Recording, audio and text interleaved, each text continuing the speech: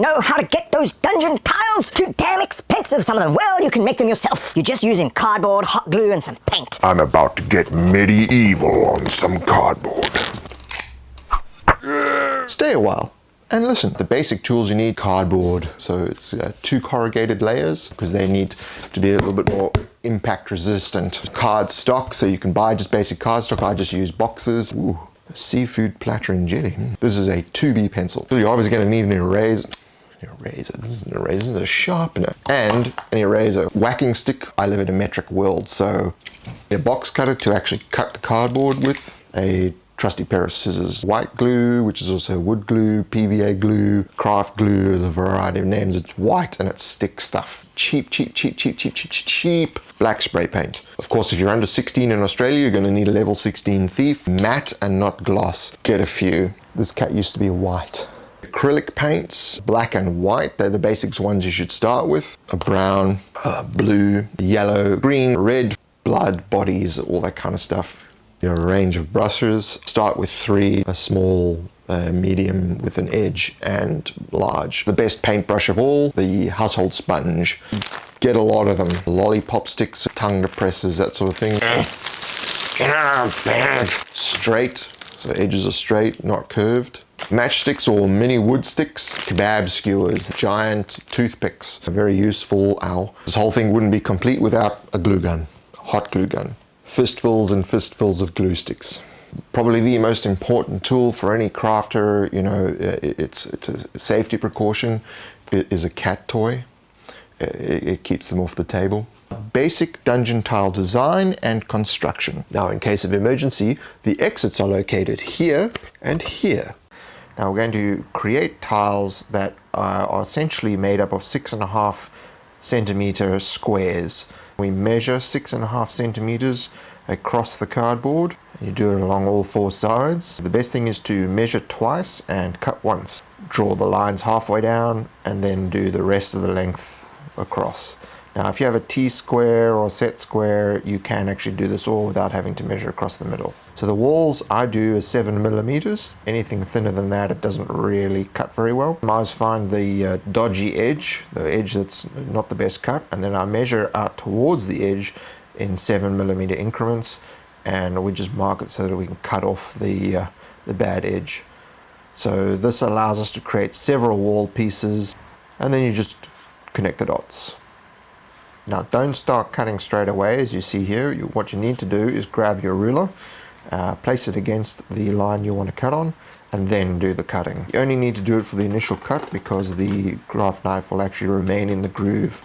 And then I just use the scissors to clean up the cardboard. Just go and cut all the walls off. First thing we're going to create is the room. Now the room I just showed you has a door on the right side. I'm going to create one on the left side so that I have a few different rooms with different doors. Now I just go and mark the edges and actually write down what the piece is, so when it's cut out we know what it's for. So now we're going to do a 3x1 straight corridor. I just mark the edges and write in the 3x1 straight corridor. Now we're going to find a space to put in a corner. With the corner I like to actually put a line where the corner goes to make it easier to see, and then I write around it. Especially also things like T-junctions and things like that. Don't cut towards the middle because you'll end up cutting into the actual other tile there. You don't want to do that. So the best thing to do is to cut towards the edge. So again I use the ruler, and 3 cuts should get it there. And on the other side. And this one didn't come out so easy, so we just have to do a little bit more of a cut, and there you go. So this will be easier. It's a 3x1 straight corridor. Cut it out, trim the edges with the scissors just to clean everything up. That's so that everything will fit together easily. The corner, do all the long edges first, and then you may have a situation like I had here where you've got to cut towards the middle, so be quite careful with that so you don't stab yourself. and clean up the corners so that it'll fit together easier. So now we have our 3 pieces. Now what you notice, I have one piece, a single tile there, so I'm just going to cut that off and we can use that as well. Be careful not to leave your cardboard lying around. Certain little mischievous things may start stealing. So there's my pile. We've pre-cut all our walls and now we're going to attach the walls to the actual base. We're going to use the hot glue gun, so you simply just place hot glue line down the edge, whack the wall on top, and put another one down the other side, and put another wall on. Okay, so the walls are going over the edges. Make sure everything is flush. The hot glue dries very quickly, so it's very sturdy. Now we just cut off the excess. Now don't throw away the excess. We will keep using the excess over and over and over again until we have none left. So as you can see, the wall piece that's left doesn't fit, so we're just going to mark off the edges that we don't need and then use the scissors to just chop off the ends. Then just a line of hot glue and place the piece inside there and make sure that it's flush. Just push it down gently. I pre-measured this so that it go over the midline and create the piece for the door, so that when you put another passage there, the walls actually line up. On the straight corridor, we're going to place a wall and just cut off the excess. You can see that dries very quickly, so the walls are quite sturdy. Again, down with the hot glue, stick the wall on, cut off the edge, and clean off all the little wisps left over by the hot glue gun. The corner's a little bit trickier, so we start with the long edges, easier to do that, and the other side as well. And when we get to the middle, what you need to do is you need to place a wall down there without gluing it and actually mark where the edge of the wall will be, as you can see in the shot here. So that will allow us to now judge where the wall should start. So we start there with the hot glue, place down the wall, make sure that it's flush, cut off the excess. Now we can place the hot glue and place the other wall, and everything should line up correctly, and cut off the excess. So there we have a corner, and we'll just check that everything is fitting together correctly. With the singles, I like to do a few different things with the singles. So this one I'm going to do 2 walls, and the other one I'm going to do a single wall. Now you can do ones with no walls, or you can do ones that are corners. These allow you to create small spaces in the dungeon that will be a little bit more difficult, like if on the other side of a door or something like that, where you need to have that sort of space. These come very, very handy. And then basically we just put all the tiles together to see if everything's fitting, if we need to make any adjustments. DM Scotty's worst nightmare, we're going grid. Instead of my standard 6.5 centimeter tiles, I've now done 3 by 3 inch tiles, which is 7.5 centimeters by 7.5 centimeters. And I've just drawn on this. This is a 4 by 4 square pre-printed tile, and as you can see, I've put red lines on it. I'm cutting off 1/2 inch on each side. Now that will create the space for the walls, and pretty much the whole thing will fit together as standard. So what I'm going to do is cut it out so you can have a look, and keep the wall, keep the floor segments that are cut off. We use them for the walls. Basically, when you put these together, because there's a 1/2 inch on each side and there's a 1/4 inch in the corner, when you put them together, everything creates the squares, as you can see in the middle there. But you stick to the same system creating the squares. They're just now 3 inches by 3 inches, and you're creating 1/2 inch walls. And the whole system will work now with grids. You can just make them individual squares like this, or you can make whole rooms. So long as you keep to the same measurements as this is, everything will fit together perfectly. Whenever I talk about the standard square size, you now use these square sizes instead, and you can then use either pre-printed tiles or measure out your own squares. So I'm just putting the wall pieces on here. So it's just a 2 square wide corridor. So if you don't have very good painting skills, or you're not interested in painting, you can now just use the printed tiles or create your own to generate the dungeons. It is very useful for anyone who does use grids. I'm just using those excess pieces to place on the walls, just to keep in with the colorization and everything of the floor pieces. You can see the one goes over the edge, so I'm just going to lop that off with a pair of scissors. You could do this with hot glue, just hot glue does tend to rise it up a bit, so I just use white glue. It does dry relatively quickly. And you can see that the edges form the nice squares, and that's how you do grids. Now you can do this with the tiles as well. This horrible corrugation on the side. So normally what people would do is grab some more cardstock and then glue it and stick it around the edges. Now we're going to use masking tape. Cover up the edges with a suitably long piece. For the T-junction, this just basically hides the corrugation on the sides of the tiles, and it does add some time to the manufacture of the tiles. Or you could do what Mel the Terrain Tutor does and employ your kids to do it for you. What you can do is also fill it in with hot glue and other things like that, or use other types of tape. I find that masking tape paints very easily and the seams are well hidden once it's painted. Stairways that go down. What I've done is I've got two 6.5 by 6.5 squares together and a half one as well, so that's what you're going to need. And I've got a leftover wall piece. Measure 7 millimeters from each side and then just rule a line just to give a guide as to where the walls are going to be on each side.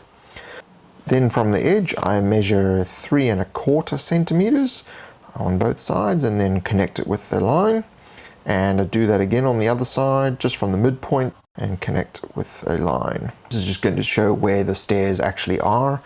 And then on the one side I'm going to measure 1 centimeter in from the edge and connect that as well. We'll see why in a few minutes. And then I just show where I'm going to cut out. So there's going to be the main first step, which is the same layer, and then I just use the craft knife to cut all the way up to that 1 centimeter line on both sides and then across as well, leaving that top step there, which is 3.25 centimeters. Then I use the craft knife to just pick up the edge and tear off that top layer of cardboard there and just throw that away. So again, now we're going to just rip up the edge and expose the corrugated cardboard underneath. So that's the first layer of corrugated cardboard. I've just torn everything across off there. And now just scour through the corrugated cardboard and pick it up again, and we're going to rip out that first layer of corrugation so that we get down to the middle layer of cardboard. And I just use the craft knife to clean up the edges as I'm going to get up all the little pieces that are left behind. So there we go, we're down to the first level. And then I measure the middle point again because it would have been cut out, and then I cut down now through to the next layer, leaving that next step there. So as you can see, that's at the midpoint I'm cutting through. I'm going to pick up there and get down to that next layer of cardboard, as you can see, and so we're leaving a halfway step, and we're trying not to cut through right to the bottom because we don't want to rip all the way through the bottom.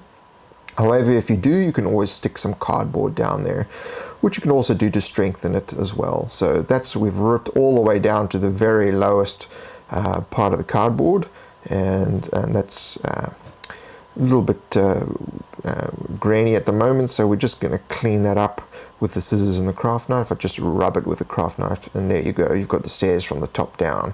So now I use the half piece, and with the hot glue I'm going to attach that to the end that we measured, that 1 centimeter, and just wobble the glue across there to get a nice good grip, and place it on and make sure that it's flush. Now what you'll see is that it's now a bit of an overhang, so it creates a natural shadow, and we'll just show you there so you can see it goes underneath, which enhances the effect. Now what I'm going to do with the hot glue is down the sides where we measured for the walls, and I'm going to place the wall piece. Again, make sure that it's flush, and with the pair of scissors I'll just lop off the extra bit. And now I'm going to attach the offcut to the other side, so place the hot glue and place the wall again, make sure that it's flush, and use the scissors to lop off the end. So there we have the stairs going down, and underneath that layer there, Stairways that go up. I've pre-prepared a 3x1 square lot and a 2x1 and a single square as well, and that's how we're going to stack them, 3 layers. So I measure 7 millimeters on each side all the way around, and this is to show where the doors are going to be. So I do that on the middle point on the 2 square one. So I'm only going to the middle point. because the third layer is going to be on the other side. So then I measure half, which is 3¼ centimeters, and I measure that and then cut along those lines from the edge to that 3¼ centimeters. And then we rip out that layer to get down to the first layer of corrugated cardboard, and just make sure I'm cutting through that corrugation, and we rip that out just to get down to that middle layer. And clean it out with the craft knife, and we're going to stack that on top of the 3x1 squares.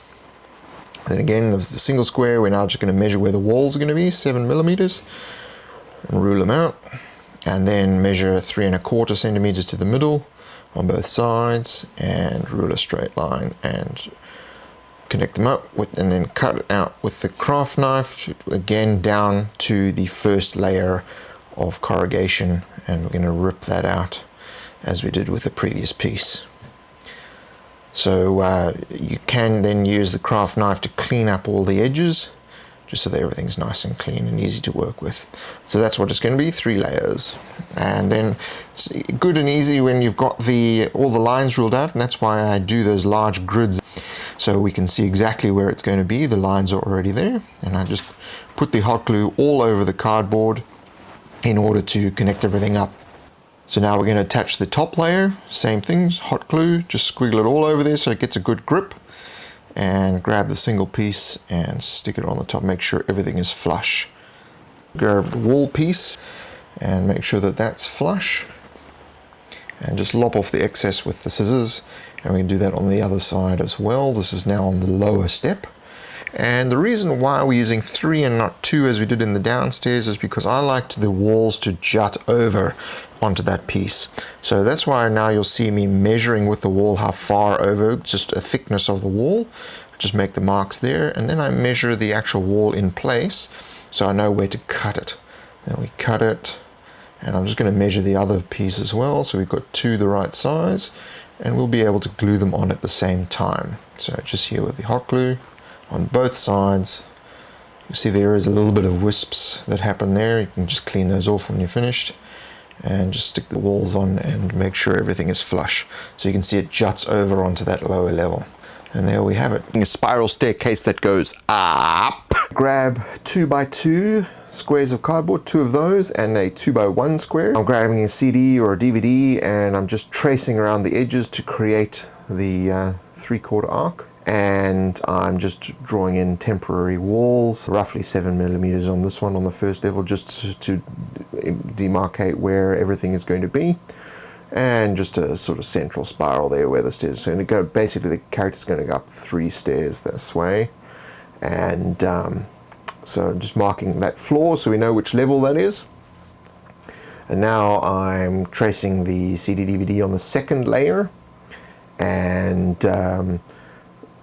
to this we're now going to measure the walls precisely, so measure 7 millimeters in from the edge and in from the center on both sides of that square, and then we'll then connect it up. So the second layer is going to form the walls on the first layer, so we're not actually going to cut walls separately. These are actually going to form the walls, so that's what will be important on the second layer. That's why we measure it more accurately on that. So now I also measure in the 7 millimeters where the walls should be in, and correct the arc. So 7 millimeters from the edge on, and then correct the arc. So the arc wouldn't have been exact with the CD DVD. That'll just be a guide.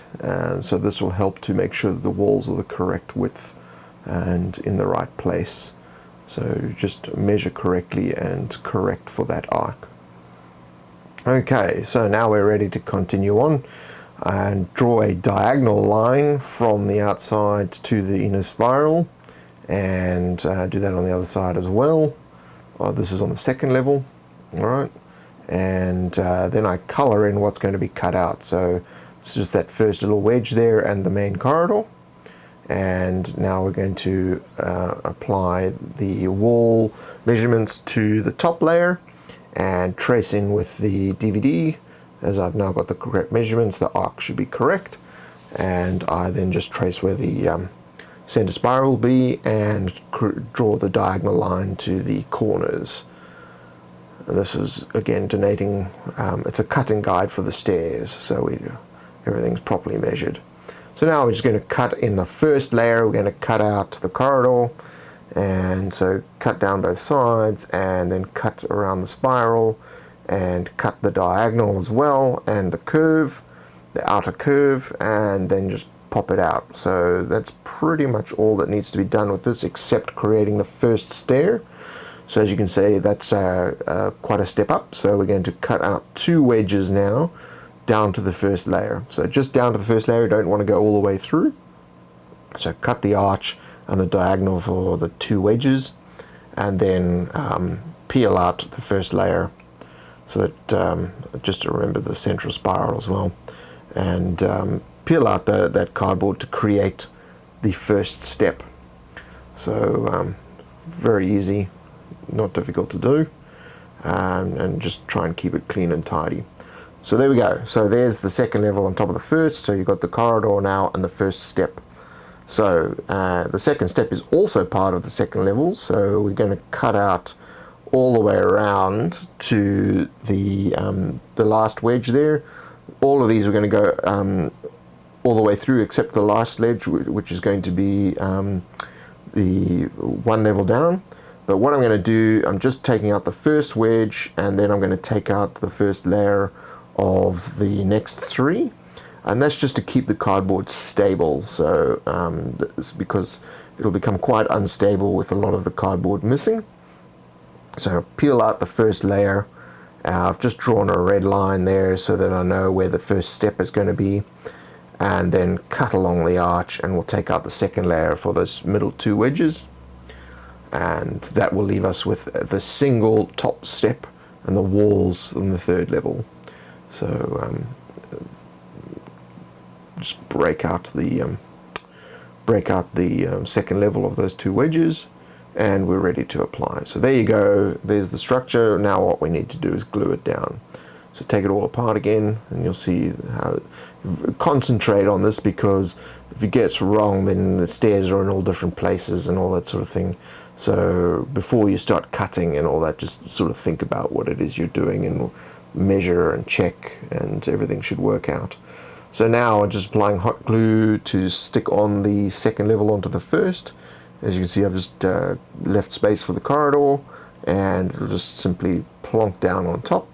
So there we have the corridor on the first step, and now we're going to apply for the 3rd layer, which is just on the outer side of the arch there, and just where the top step will be, and the center spiral. And just place that on top, and away we go. So there we have it. And now all we do is, for aesthetic purposes, I'm going to just fill in the front of the stairs and some of the edges. So that's aesthetic mainly. It also add a little bit of strength to it, but mainly it's just for aesthetic purposes. So you don't have to do this if you don't want to. So I just build up the edge of that wall there, rather than it just being a sheer drop. And I do the same with the spiral, so I just apply hot glue to that to make the central spiral more interesting, rather than just a ledge that drops down and filling in all the stairs. Jeez, it's dark down here. So that's the upwards staircase. So now we're going to do the reverse, where the stairs are going to go down and underneath the cardboard. So best thing to do is to measure 7 millimeters in from each side and mark that out, and then use the CD or something similar to measure the arc. You can use a protractor or a compass. I just use the CD because it's easier, and if you have something nifty like a compass, that will mean you won't have to correct for arcs, which you'll see me doing later now. So the second level, I do the same thing. Just do 3/4, 3/4, and then measure 7 millimeters in for the walls, because these walls will be on top of the first level, and then measure and rule those lines for that, for our cutting guide. So here is where I measure the 7 millimeters in and correct for the arc. So as I said before, if you have a compass, it'd be easy to do this without having to redo it, but my compass is broken, I'm lazy, I didn't bother to go and buy another one. So by being lazy, I now have more work to do. Funny that. And now I will just do the central column. I'll measure that with the CD, and that will continue on underneath to where we're going to create a square lip. So again, on the first tile, I'm just going to measure out where the walls are. This is merely a guide for when you're sticking down the second level, and so that it will line up correctly with other tiles, and so we can then correct the arc on the first level as well. Important that everything lines up, otherwise you can have walls all over the show and everything will be uneven. So again, a compass would have been very, very handy here. I should probably go and buy one of those. They're probably only like 50 cents. But then again, I spend no money on cardboard, so you know, cheap is cheap. Alright, so you finish correcting that, and then the third level, again, measure 7mm. I'm just doing it by eye now. I'm sick and tired of using the ruler. Okay, 7mm, create the arc with the CD, DVD, whatever you've got handy, and correct that arc. And now I'm going to figure out what part of the pieces I'm going to cut out. So this took me a while to sort of just fathom it, but you know, I've sped this process up.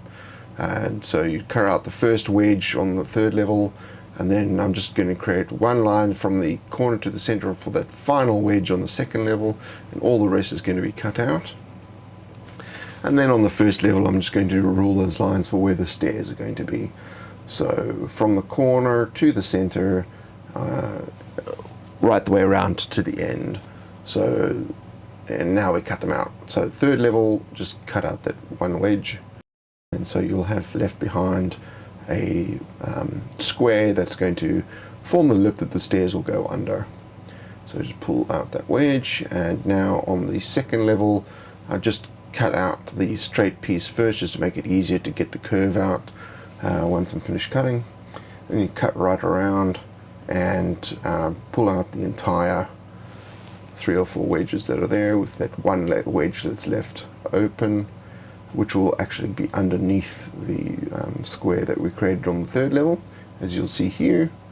And that's as good a sense that you've got a gap under there, and it gives you a surface area to glue onto. So on the third level, I'm just cutting off a little piece of where that central column will be, just to make it look a little bit better when it gets painted. It's not 100% necessary, but we'll just make it look better. So now on the first level, I'm going to cut out half a circle.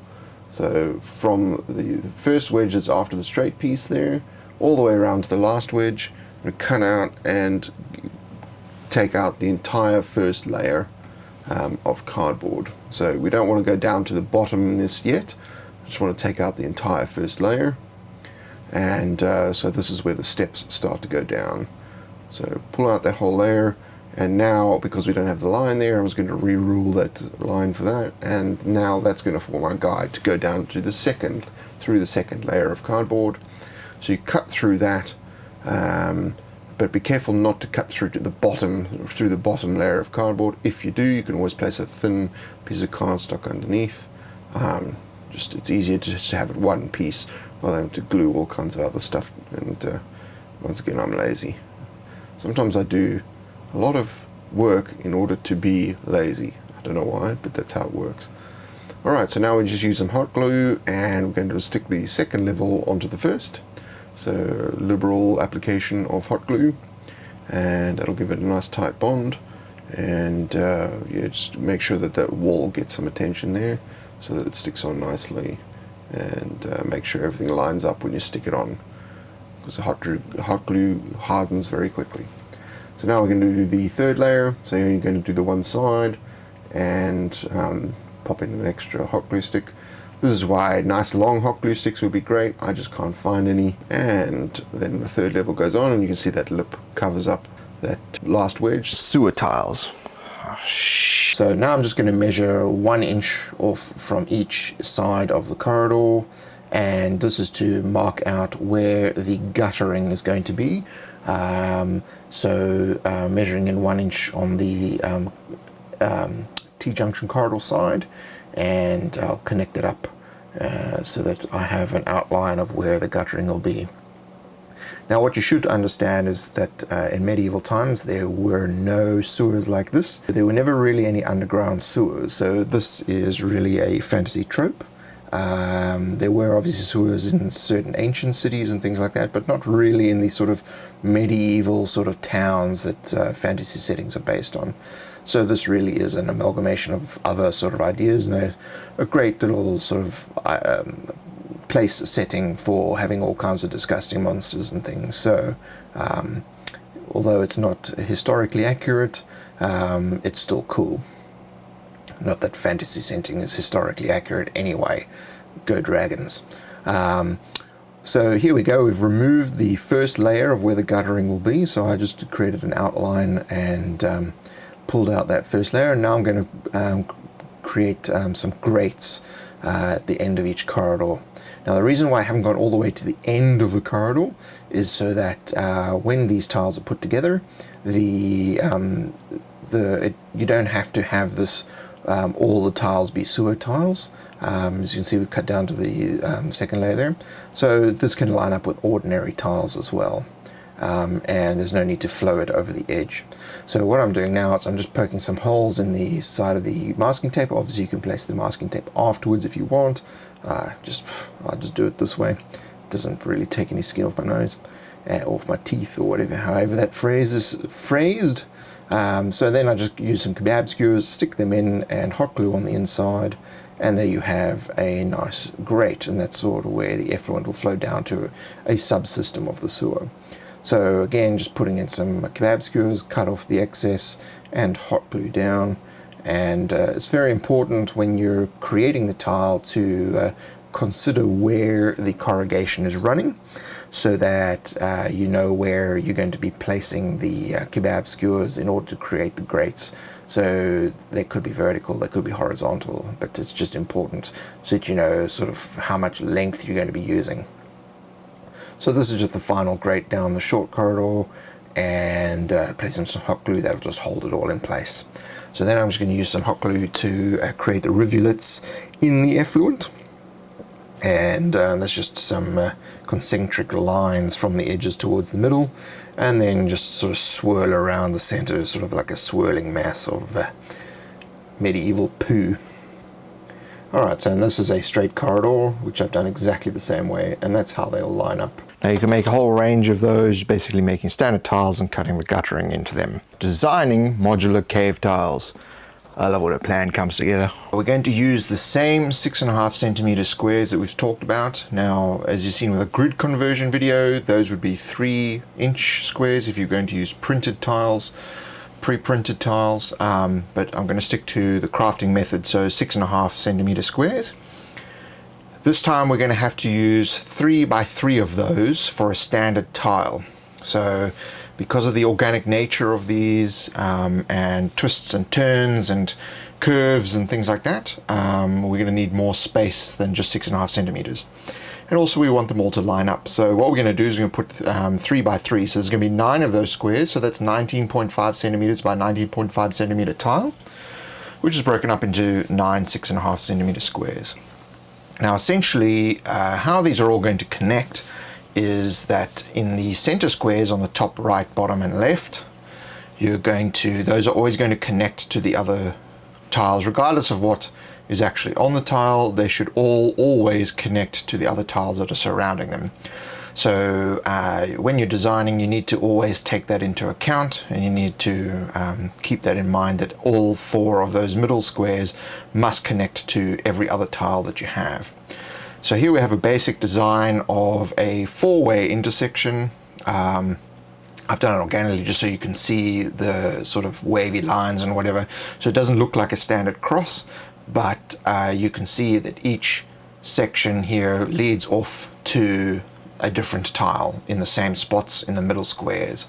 Now just a note on when you are doing little gaps and things like that, where you can see the green circle there, that gap shouldn't really be more than 2.5 centimeters or 1 inch, which is the standard 5-foot measurement in most D&D Pathfinder games. So a miniature can actually fit in there. So just recognize the fact that your miniatures must be able to fit on the board, so it needs to be playable. Now what I'm going to show you are the basic set of 6 tiles that you'd need to create. So as we did, we've got a 4-way crossing, as you can see.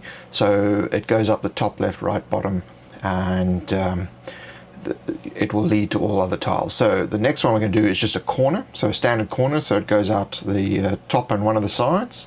Doesn't matter which side you do, because when you rotate it'll fit anywhere. What's interesting to note here is on the left side and the bottom side of the one you see here, I've circled in green. There's a little piece of corridor or cave just sticking out of the edge there. That's so that if that connects to another piece, there'd just be a dead end there. So it's important just so that you don't have caves that just ends in a straight wall, which would be rare in a natural cave environment. So that's what I mean by all 4 must connect so that this works correctly. So the next one I'll show you now is essentially like a room. It's just an open cave. It's open on only one side, so it could also be a dead end. And then you've got the 3 little edges on the left, right, and bottom that will connect to other tiles. Then we've got a straight piece, and you've got the 2 little bits on the left and right there, but the straight piece, so that can basically be rotated to go in whichever direction. It doesn't need to be actually straight, so you can make it wave and curve and do an S bend or a Z or something like that. That's not a problem, so long as it starts at the top and ends at the bottom, and can be rotated, so it's essentially a straight piece. Then we move on to a T-junction, so it exits the top, left, and right, and you just need that little piece at the bottom there just to finish off when it connects to other tiles. And finally, the last piece is a cave section which is not connected. So this could be a secret cave area or a collapsed cave area or somewhere where they have to tunnel through to.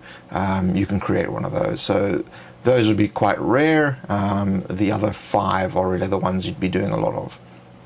Now, if you wanted to do larger tiles, obviously you can still do larger tiles. I mean, that's, the beauty of this is that you can do that kind of thing. You can then do 2 of these tiles together, or 2 by 2 or 3 by 3, etc. So long as then you can then slot the other tiles onto them, and you continue the sections where other tiles would connect, and it would continue on the cave corridor. How to create caves. What I've done is I have drawn out the design of a 4-way crossing, and you've got all the exits in the middle squares as we talked about, and I've just pre-cut the shapes. So you'd have another piece of cardboard and you'd cut the shapes out, and this one's just a little bit different.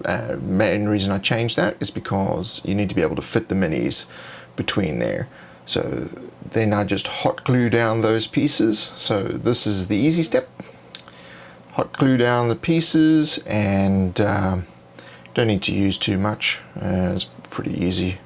And then we come to the stage, which is the part where someone's going to hit their forehead with their hand and go, damn it, why didn't I think of that? It's ridiculously simple.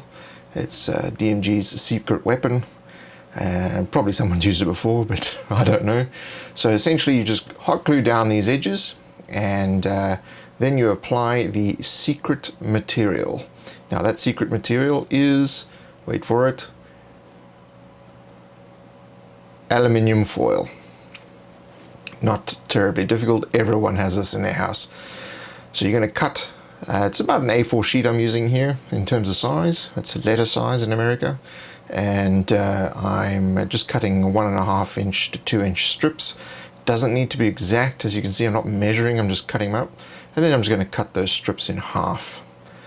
So you'll end up with a whole bunch of strips. You can pre-cut a whole lot. So now you grab that and you just lightly roll it into a ball, very lightly. Don't squeeze it very hard, because you want to be able to unravel it quite easily, and this is what creates the texture of the cave. Very, very, very, very simple. So I'm just going to create enough pieces now to put over all the edges. As you can see, let's just lay them out ready to prepare however many I need, and you will need some strips to put on the floor as well. Then I'm going to use white glue instead of hot glue. So my rationale behind using white glue is because it's cheaper in the large volume. If you're going to use hot glue sticks for this, you'd use a lot and it'd be more expensive. So when you're sticking them down, stick the shiny side down and the dull side sticking up. Just so that if anything were to peek through, it's not going to be as reflective, and it will just look like natural part of the rock. So yeah, shiny side down, dull side up. And just tap on it to squeeze all the white glue out, and you can just smear that to stick the seams down. And just continue all around, continue this process all around the whole piece. And what you need to be aware of is that when you're applying the white glue here and you're going to stick the foil down, I'm just tearing this piece of foil in half, but you'll see the point here where I realize that there should be glue on top of the other foil. It's important that this actually gets done because you don't want the foil to be peeling off when this is being used. So you want this to be quite durable. So it's important to make sure that everything is stuck down well. And this is why using white glue is better than hot glue. Now it does take time to dry, but I just put this in front of a fan and it dried pretty quickly. And now that I've applied all the edges, I'm just going to apply the bits for the floor. As you can see, I'm letting the foil stick over the edges, and we'll cut that off just now. So again, applying the white glue over the foil so that the other pieces can stick down, and just tapping it down so the white glue can get in to all the crevices. Now you can create ridges and that sort of stuff if you want with some hot glue. What I'm using the hot glue here for though is to hide the seams. So some of these seams may be easily seen, and just the edges where the cardboard is exposed. I'm just running it back and forth, back and forth, back and forth, just to create the effect to continue the effect of that stone look. And it will sort of seamlessly blend into the cardboard when painted. So now I'm just going to cut off the aluminium foil, or tin foil, as I used to call it. And once the edges are cleaned up, that's what it looks like so far. The North Road is a complete fantasy adventure with 12 interconnected system-neutral modules and 4 quick quests. A whole campaign in a unique world with history, secrets, unique monsters, and memorable NPCs. The North Road is now available on questgivers.com as a physical book or PDF. There are also free shipping options both to the US and internationally. Thank you. Undercoating dungeon terrain. You want to use I reuse cardboard all the time as a backing, so that you don't spray anything important, and it's important to shake the spray paint prior to, so that the paint is not terribly thick or sludgy when it comes out of the can. And you want to get quite an even coat in the beginning. So I tend to be a little bit close with the can, but that's I feel a little bit more control over that when I'm doing it.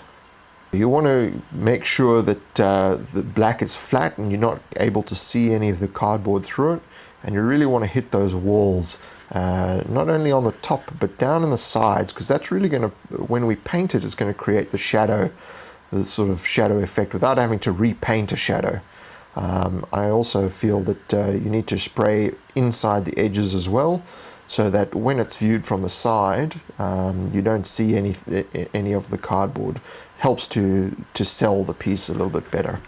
So that's why you see me going over it a couple of times. When I turn it around, so obviously the sides on the bottom won't actually hit, so we turn them around and we'll hit those sides as well. Now the reason you do this outside is because you want a bit of ventilation, and things get a little bit messy, as you can see. So if you want, you can actually use gloves, but I'm okay with mess.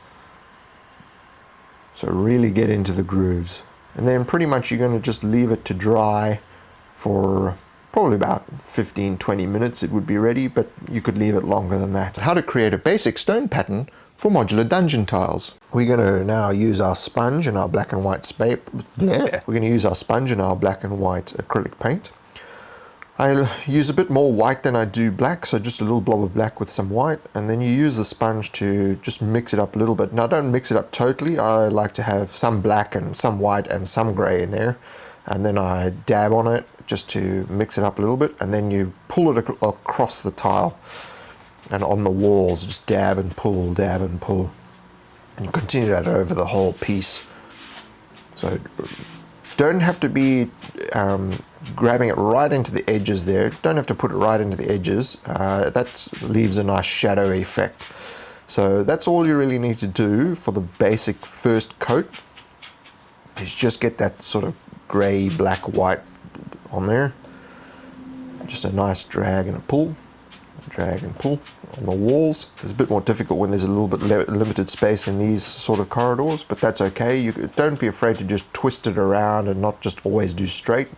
It just makes it even more interesting floor effect for when we perform the next part. As you can see, this is quite quick. It doesn't take very long to actually perform this action. So I'm only doing 4 or 5 tiles here, but generally I would do several tiles all at the same time. So in the region of 30 to 40 tiles of different sizes and shapes. Okay, so now what you need to do is you need to grab a sponge, and we're going to measure a 2.5 by 2.5 centimeter, which is 1 inch square in the corner. So 2.5 by 2.5, it's 1 inch. It doesn't have to be super accurate, so I'm not going to measure it to the middle point. I'm just going to draw and down the side. Now this is going to be your cutting guide. We're actually going to cut out that square out of the sponge. So as you can see, I'll just draw a line down the side just to guide where we're going. Then you grab your craft knife and be very careful here. Always cut away from yourself. I did stab myself once when I was a child with a Sculpey type craft knife, so I learned the hard way. You learn the easy way by listening to what I say. You just need to cut it all the way down and through the meshing at the bottom, which is the difficult part. Come on, G, put a bit of effort into it. Now we have a small 1 inch square sponge, a bit more paint, some white and some black. And what we're going to do now is we're going to take our sponge and we're going to start just dabbing the sponge on there and onto the palette or whatever you're using. Just dab it around and then have a look in your sponge to make sure there's a mixture of black, white and grey, and then we're just going to start stamping. So you just stamp out. Now this is good for grid players. If you want to make it more uniform, you can draw your grids on first with a Sharpie or something and then just print inside the grids.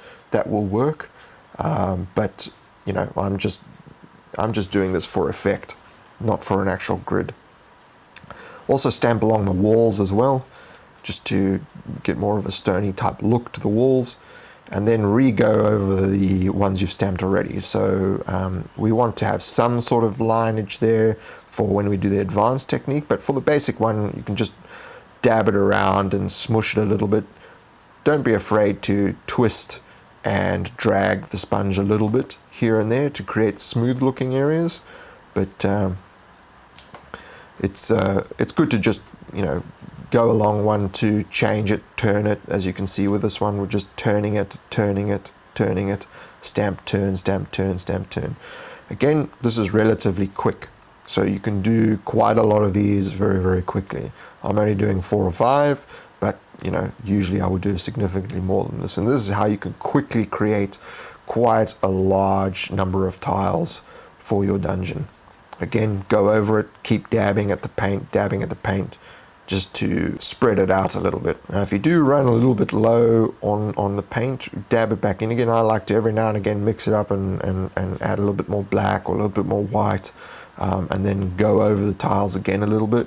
But usually the first time, and then just a couple of redabs just to keep the effect going. Also remember to hit those walls.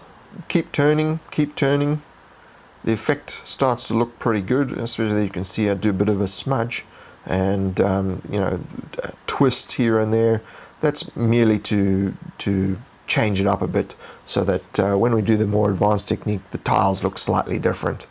But As you can see, it looks quite passable as it is now, and you could easily play on this surface without going to the next level. An advanced stone tile painting technique for modular dungeon tiles. And you can start to see a bit of a pattern. So what we're going to do is basically trace around that pattern with some black paint. So I use the small brush and just drag it as a line down through the spaces that look like where the tile should be. If you want to create little curves and things like that because it's more interesting, go right ahead, because it just makes the tile look more interesting than if it was just square blocks. So just continue to pull the paint down through the tile. I did wet the brush a little bit in the beginning, but most of it's just paint straight onto it. So as you can see there now, I've basically just got curvy lines that have traced out the outside, and we're going to pull the paint in from the edge. As you can see, again, just following the lines and shapes that you see created by the stamping effect. As you can see, there's a little bit of a circle there, so I just went around it and find little edges where there may be smaller stones and things like that. Don't go overboard with that kind of thing. Try to just keep it uniform, otherwise you'd spend a very long time on these tiles. I'm basically taking my time here just to show you. Usually I would do this a little bit quicker, and you can really start to see where the tiles are and everything's starting to take shape nicely. So you can start to use a bit of paint. It doesn't use a lot of black. My whole dungeon I'm still using my initial black paint, and it's it's only about halfway through, so you're not using a hell of a lot with this technique. I do like to every now and again just put a crack. These things are not perfect tiles. I mean, it is a dungeon. This one I just broke it up into a few separate little tiles there, just to make it a little bit more visually interesting. Obviously now every tile will start to look different. Now with the walls, I like to basically every sort of couple of centimeters just drag a black line. This starts to make it look like big stone blocks that are being used for the walls.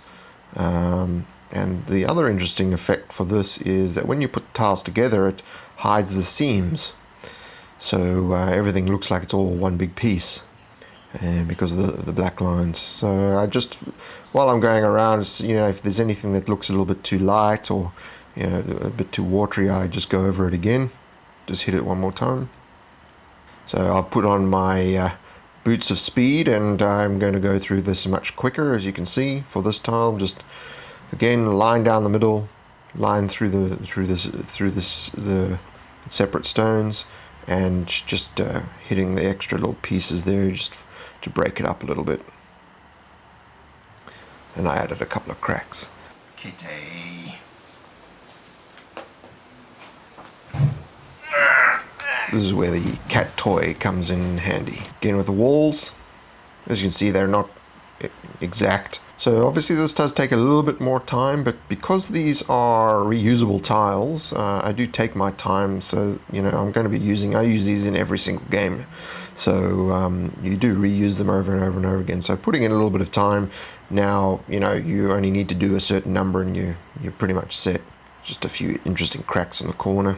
What I do then is I put a few, probably 3 or 4 little white highlights on the edges of some of the little stone areas, just to add a little bit of visual interest. So you're not 100% necessary, but it does sort of break up the monotony of what it looks like and just adds just a little bit extra, and that really sells it. But the next main thing that I do is to edge the walls. So what I'm doing is I put some white paint on the brush, and I pull the brush for the inside wall. I pull the brush towards the middle of the wall, and just boots of speed again just to get through this a little bit quicker. But what you want to do is you want to skip the black lines. So don't pull it over the black lines, leave the black lines open. For the outside, I pull from the middle to the edge, and leave the black lines open because that will sell the fact that there's wall segments there. And again, because it's not uniform, it looks like it's sort of a roughly hewn wall, which is the effect we want. This is a sort of an edging effect, somewhat of you could do this in dry brushing, but you know, I like to do it this way. As you can see here, the sort of contrast between the finished tile and the incomplete tile. The finished tile really pops out. You use a little bit, quite a bit of white. Again, still on the first tube, and I've done 80 pieces. So you want to just, you know, keep looking to make sure you haven't missed any areas. Check the edges and things like that. I really just edge anything that's above the first level. So anything that's at the floor level, I don't do any edging, but anything that's above the floor level, I do.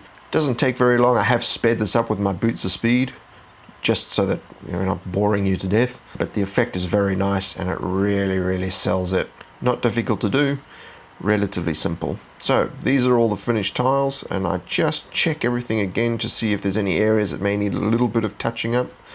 But by and large, that's it. I'm watering down some black paint, and I'm painting on the second and third steps with quite watered down paint, so you can see it, you can still see through it there, and just more so on the bottom step.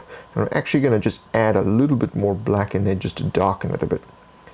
So then what we do is we grab our sponge, and we sponge off on the second step, we sponge off some of the water, and it's still showing through. Now it has dulled the lines on the advanced painting technique, so I'm just using boots of speed here to just go over those lines again, just to create a little bit more contrast.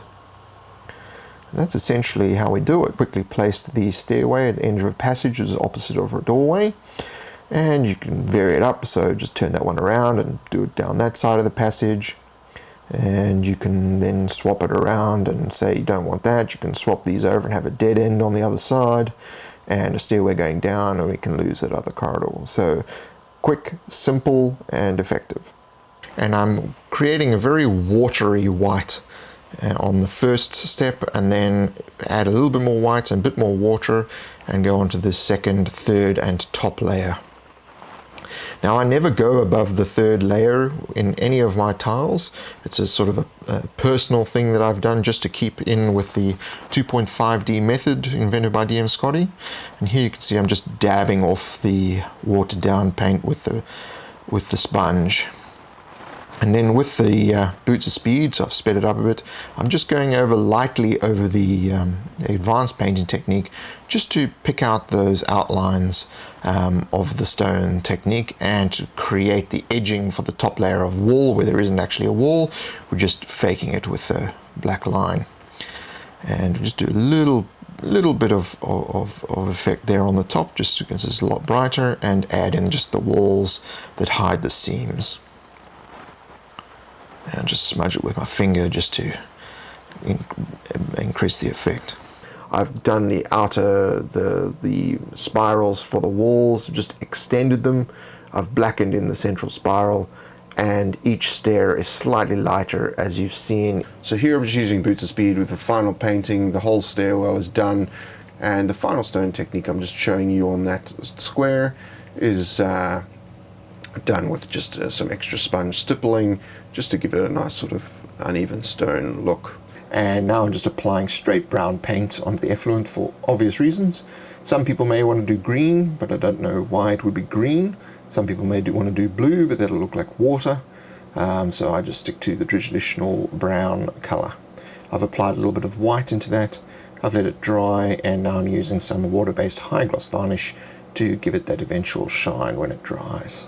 Now I'm going to use brown, yellow, and eventually white acrylic paint, and just drag that paint over the whole piece, and just about half an inch to an inch in from the edges of the walls.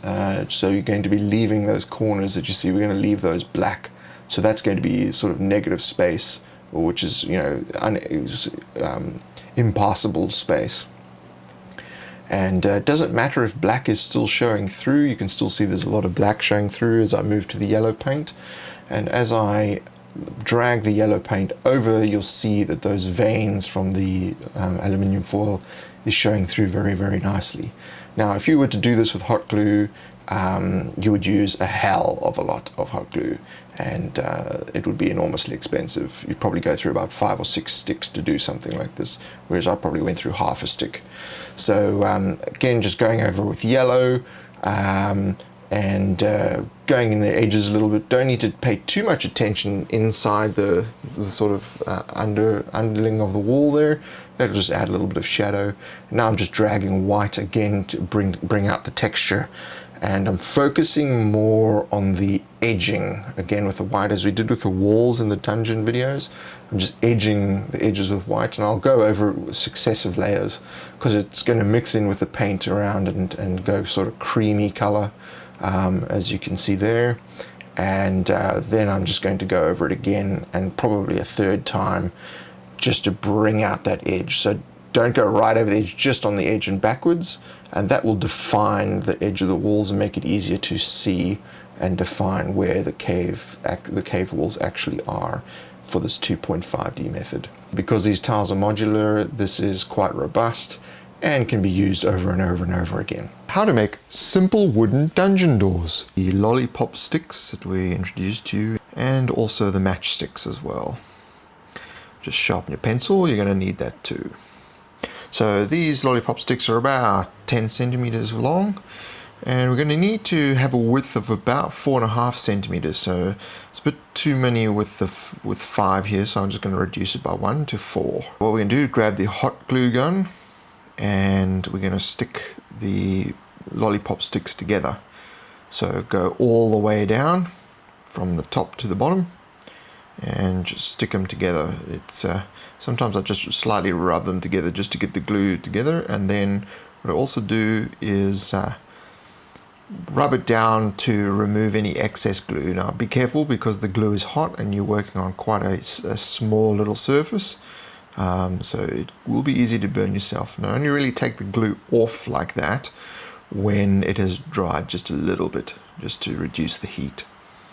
And we'll just put on the fourth one, and clear off the glue and all the little wisps as well that do get left behind.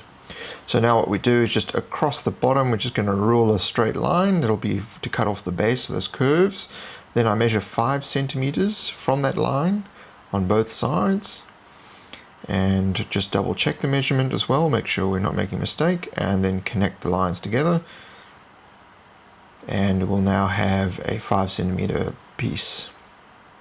So I now use the toilet roll that you saw in the picture, and I just trace around, and I can use a compass for this. Mine is broken, so I use the toilet roll. It happens to be the perfect size. I'm just going to go over the curve that I did there just to even it out a bit, and that's the basic shape of the door. So now we're going to use the matchsticks, and I'm going to stick them on the side. They're 5 centimeters in length, these ones, so they're perfect for this. And just stick them on the side. Again, just be careful with the hot glue, and clean off all the excess glue and the wisps as well as you go. Again, now on the other side, the 5 centimeter matchstick, and this will bring it to about 4.5 to 4.7 centimeters. And now we cut the bottom off, so we cut off with a pair of scissors, we cut off the little curves to get a straight bottom. And now I'm going to cut the curve. So what I do is I start the curve, and then I cut to the edge, and then do little bits of the curve each time, just to not to damage the actual thing, because these paddle sticks, what we call them paddle pop sticks, or lollipop sticks, will actually break if you put too much force on them. So just be careful with that. So now we're going to decide which is going to be the front, which is going to be the back. So conveniently the back still has the lines on it. And across the bottom, I'm now going to put some hot glue and place a matchstick, and leave one side just sticking over, and put the rest flush. So just make sure it's flush to the bottom, because this is going to be put on a base. Then at the line at the top, at the base of the curve, we're going to put another matchstick. These form the braces for the back of the door. So the door will look different from the back than it does from the front. Make sure that, again, it's flush. Now for the middle piece, I don't do it in the middle itself. I do it about 1/3 from the top, and I then just mark a line with a pencil so that I know where to put the glue. So we'll do that now with the hot glue, and then we'll put the matchstick on. Again, make sure it's flush, and try not to burn yourself.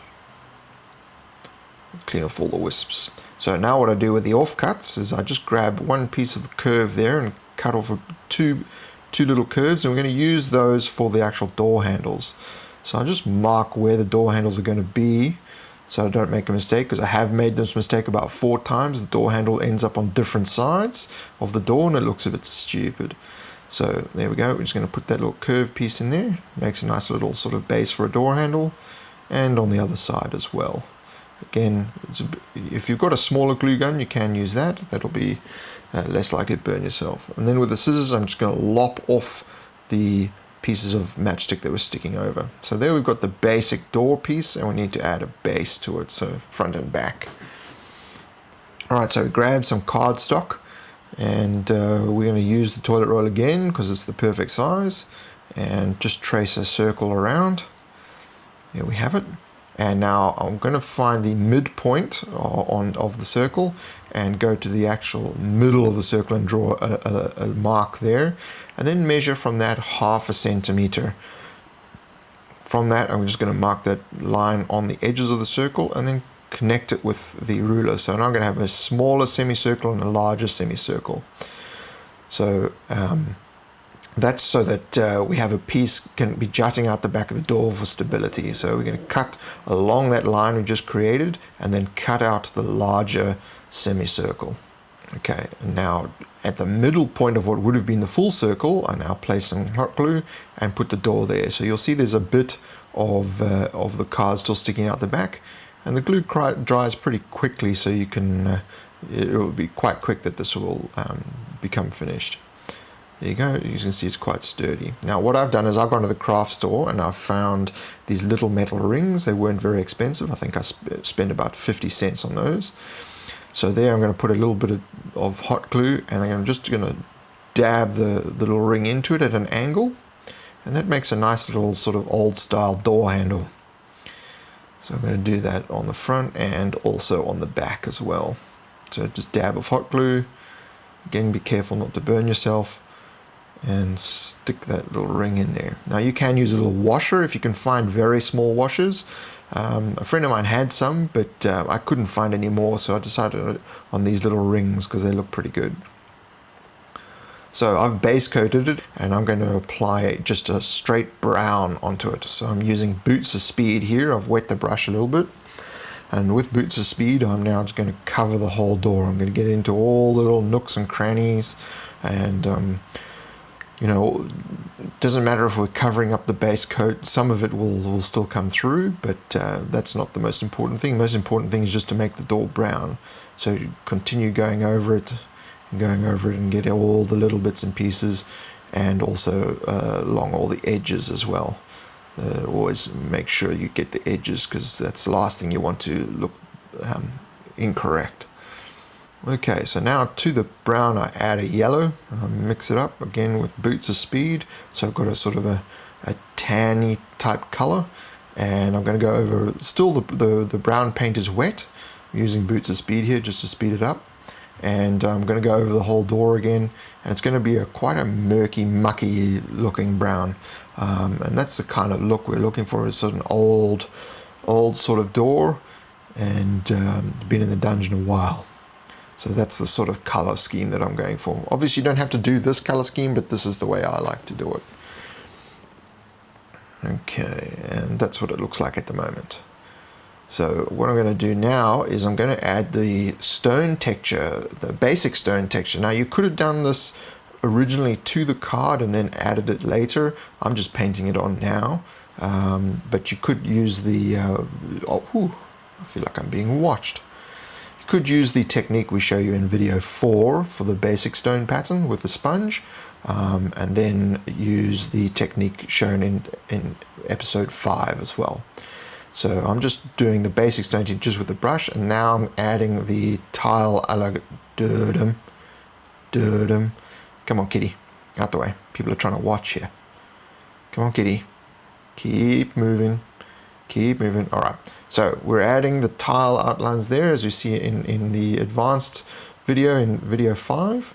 And that's just so that it's a bit of camouflage to hide that base when it's on the tiles, so you don't really see the base of the door. So I just add the little cracks and things. So don't go too overboard, just a little bit. And that's really just as a bit of camouflage for when it's on on the tile, and then I just do a little bit on the back piece as well. Some of that grey I just add to the door to give it a slightly rotten sort of look to it. When this door dries, as you'll see now, it does dry quite dark. Then with a little bit of white, I'm just going to hit those little rings. There we go. Front and back. So we'll leave that to dry, and don't have to show you that or you'll fall asleep like the cat did. So that's it dry. Now you see it's quite dark. We want to brighten it up a bit. I'm going to use a dry brush for that. So I'm going to use this medium-sized brush. I'm going to mix a brown, a yellow, and a white. And a white. And we're going to mix those up as a boots of speed here, and we're going to get a really light sort of creamy beige kind of color, and then I'm going to rub it all off on the paper towel you see there. So just rub it all off the brush. There's still a little bit on there, and that's what we're going to just rub onto the door, and that's going to bring up all the grain in the wood so that it really looks like wood, which it actually is, which is why I do this method. I need to add some more paint, and just dab it off on there on the paper towel and get back the boots of speed, and then you can see the grain starting to come through there, and hit the edges as well. So there you go, that's a simple wooden door painted up, and here we have it on the tile, so you can see how that base is really camouflaged. When it's on the actual tiles you can barely see it, and the back piece on the door allows you to all the way out, and the base is not obstructing it against the wall. Hey, not on the rug, man! Actually, the script says stone door and not stone there. So we're looking about 4.5 centimeters wide, and I'm going to measure then 5 centimeters, so 4.5 by 5 centimeters square.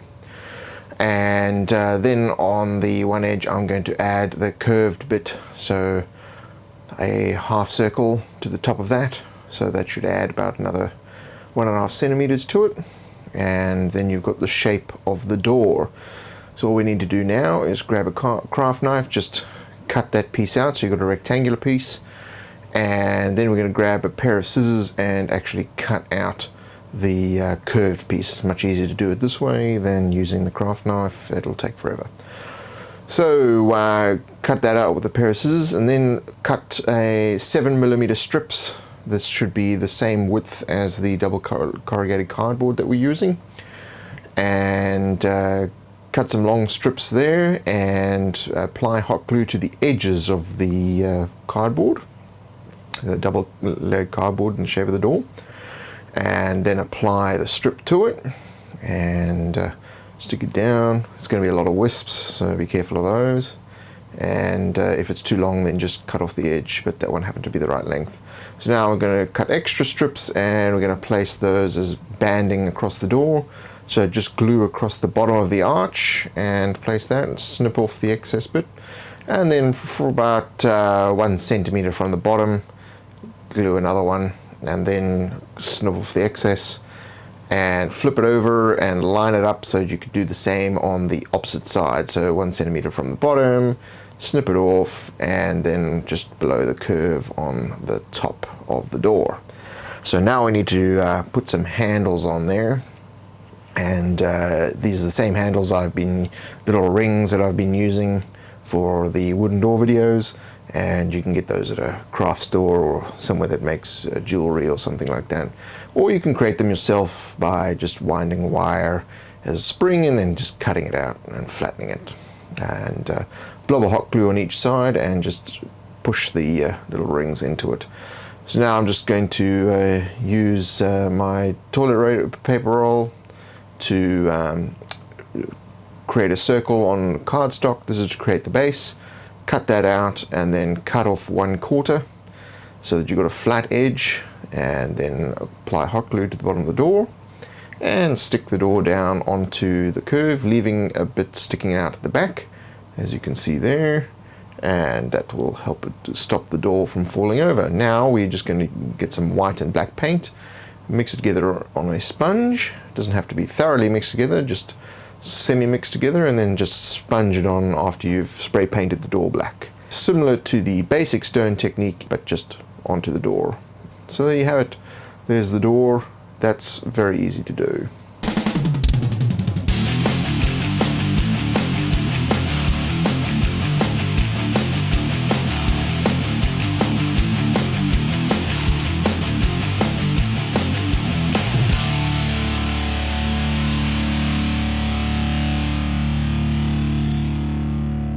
Okay, so finally we're going to be building the blood fountain. So we're going to take two single pieces.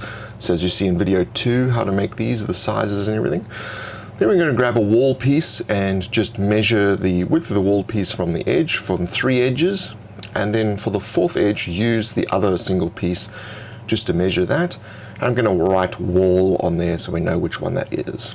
Then we just cut out the first layer of the square that creates, run some hot glue down the side and stick a wall. Now don't stick it across where the wall section was measured, the single piece,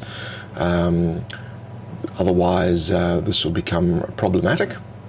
So continue on with just sticking down the walls and lopping off the excess with a pair of scissors.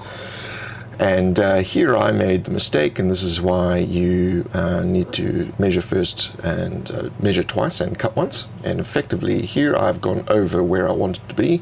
So when I cut this off, I've now gone too far and I need to bend it in and lop it off with a pair of scissors. Just makes it a little bit more difficult. So now I'm going to grab a sheet of thin cardstock and I'm going to cut several strips of card. So these are about the width of the walls that are there. Don't measure them, just cut them in roughly the same size. So they don't need to be the same size. It's okay. It's actually better if they're slightly different. Gather them all up and then cut small little sections about 1.5 to double the width of the wall segment, and just collect all those, and now we're going to use that to create the brickwork. So grab the remaining single piece and run a line of hot glue and start to stick down the bits of cardstock. And if you go over the edge, that's fine. We're going to trim that off later. So now I've got a bag of skeletons that you normally get when you're on Halloween. Just grab a small one, chop off his head so you've got a skull. And any other bits that need to be cleared off, just cut them off and clean off with a pair of scissors or a craft knife or X-Acto knife or something, so that we can use that to place it. So now I'm going to place it on the wall and just draw a circle around it so we know that where it's going to be. And we're going to continue on putting on the brickwork, just not where the skull is going to be. So just jump ahead here a little bit. So for the bottom, I'm just going to place the wall where it's going to be glued down and just trace over the wall segment so we know where not to put bricks, and complete the rest. So now we've got voids where the wall where it will stick down on the base, and a void where the skull is going to be placed, and then just trim off the excess cardstock front and back. And there we go. So now with the skull, just with a blade, slice between the teeth just so that you can open up the mouth. And just leave it attached so it's a little bit easier. Blob on some hot glue onto the center void where we've left some space, and drop down the the skull, and then you can stick on some extra little pieces of cardstock to fill in what void is not used. And then we just need to open that mouth a little bit, so then we'll place some hot glue blob underneath there and stick the jaw down. So now we can have the bloodstream flowing out of it. So there we go, that's what it looks like so far. Okay, so now we're going to do the same thing with the cardstock tiles just along the edges of the walls on the base, and trim them off. And I've just jumped ahead here so that we can now stick the main wall to the base itself. So remember to apply hot glue up onto the wall segments so that it will paste onto the backing as well. So there we are so far. Now this is what they call craft tape. It's very much like cardboard in its look and its texture. This was only about $2 for this whole roll, and I use it for other things as well. So you can use masking tape for this, and we're just going to use this to hide the corrugation, and just snip off the excess and reuse that on the other edges and things. So you fold it over the edges like this, and then just pinch the corners to give you a nice straight edge, and this just gives you sort of a clean lines, and you can continue around the rest of the whole thing, and just snip down the corners so that you can fold over neatly and create a nice sharp edge all around. So then you just basically cover the whole lot of corrugation the same way. And now I'm going to apply a line of hot glue and start sticking down even more cardstock tiles. So just zoom ahead here with boots of speed and continue around the entire piece, except for the back. You don't need to do the back. I'm just going to leave that blank because that would just be a dark void. So now I'm going to fill in the corrugation on the inside. So I'm going to grab a strip of cardstock and just measure how much it is. And then apply some hot glue on the inside and stick in the cardstock. The mistake I made here was the cardstock was too thick, so it sticks up, which means I've got to now trim it off. So what I'm going to do with the next ones is measure the depth. So measure the width here first, cut it out, then stick it in without glue, and then trace where it should be with the pencil, and then cut below that line so that you're a little bit below the top, add some hot glue, and then stick it in. That's the better way to do it. And we'll just do that for the other side. So now we've got clean lines for the inside and tiles for the outside. And effectively now all we need to do is work on the actual liquid, the blood itself. So what this is made of is our magical material we used for a variety of other things, and that material is tinfoil. So grab some tinfoil, roll it up in a ball just to get some texture, and then we're going to roll it up into like a branch, and that's going to be the blood flowing out of the skull. So just make sure you measure it correctly. It'll go all the way down to the base. And then I'm going to cut out a square slightly bigger than the inner square of the fountain, and put some hot glue down and push down the tinfoil into the bottom. Now use something like a pencil or something like that, because the hot glue heat will transfer through the aluminium. There I'm doing the splash. So the splash is effectively, I just grabbed a pencil and twisted the tinfoil around the base of the pencil, and then twisted some of the splash elements out. And now to complete the effect, I'm going to dribble hot glue all along the edges so that it actually falls down into the pool below. So the hot glue will do it slowly and will harden so that you get a nice looking splash effect. Because we want the blood to not have that much texture of the tinfoil, you want it to be quite smooth. That's why we're applying hot glue over the tinfoil. And I'm just putting it on the edges of the walls there for this one splattering out. So then we just place some hot glue into the mouth of the skull and into the bottom of the splash effect, and then stick the blood spill into that. So there you've got the whole fountain piece, and now dribbling hot glue down the sides and top of that to give you the final blood effect. So that's what it looks like now, and we're going to have to paint it up. So just black bomb it as you would in video 3, and then using a sponge, I'm just using a mixture of black, white to create grey, and don't mix it up too much so that you've got different kinds of grey, and then you can stroke it across there or dab it on just to get the stone effects, and go over the skull as well. And then once that has dried, apply the just straight red onto the blood itself. So wherever you've got the hot glue for the blood, paint that over, and down on the inside of the fountain and the base and everything. So continue that on, and then I'm just going to, once that's drying, I'm just going to be dabbing on a little bit more of lighter whites just to get the edges of those cardstock pieces to make the stone stick out a bit more. And then once the blood is dry, I'm going to go in and just fill in all the little bits and details that may have been missed. Now I'm just applying some water-based high gloss varnish, and when that dries, you have a really nice looking blood fountain.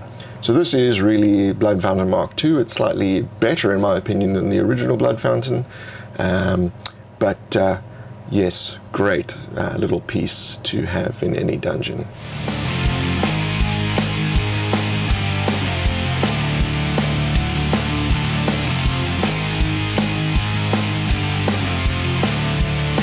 And there was something else. What was it? I'm sure you can tell me what it was by clicking the like button.